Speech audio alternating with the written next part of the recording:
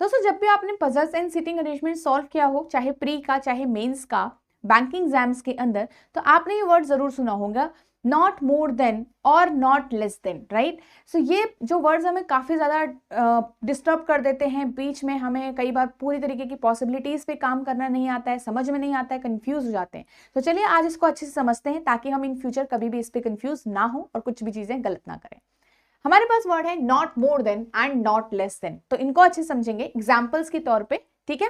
Not more then में होता है कि आपको मैक्सिमम वैल्यू गिवन होती है, मैक्सिमम वैल्यू आपको गिवन है। जैसे not more than 3 persons are sitting between A and B, तो ए और बी के बीच में 3 से ज्यादा नहीं बैठने चाहिए, 3 से ज्यादा नहीं, 3 से कम हो सकते हैं। तो इन दोनों के जो बीच की बात है वहां पे 0% बैठ सकते हैं, 1% बैठ सकता है, आपके पास 2 बैठ सकता है, 3, पर 3 से ज्यादा नहीं बैठ सकता, ठीक है। तो यहाँ पे ए और बी के बीच में 1 2 3 बी भी बैठ सकता है, 1-2% भी बैठ सकते हैं, 1% भी बैठ सकता है और 0% भी बैठ सकते हैं। तो ये सारों पॉसिबिलिटीज आपकी यहाँ पे यूज होंगी। नेक्स्ट हमारे पास है नॉट लेस देन, तो नॉट लेस देन में आपको मिनिमम वैल्यू गिवन होती है कि मिनिमम इतना तो होना ही होना चाहिए। जैसे कि not less than 2 persons are sitting above C, कि आपके पास 2 से कम लोग नहीं बैठे हैं, तो यहाँ पे 2 होना चाहिए मिनिमम वैल्यू, और 2 से ज्यादा कितने भी यहाँ पे हो सकते हैं।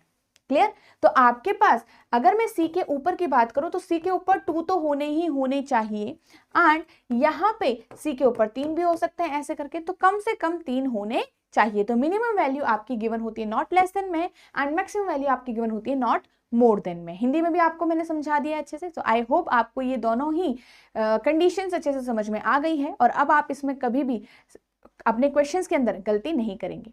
ऐसे ही मैंने आपको समझाया हुआ है, बहुत सारे सेशंस में आपको क्वेश्चन सॉल्व करवाए हुए हैं। तो अगर आप चैनल पे न्यू हैं तो चैनल को जरूर सब्सक्राइब कर लीजिएगा, क्योंकि यहाँ पे आपकी इंपॉर्टेंट सीरीज चल रही है जो आपकी IBPS PO and SBI PO को टारगेट करते हैं।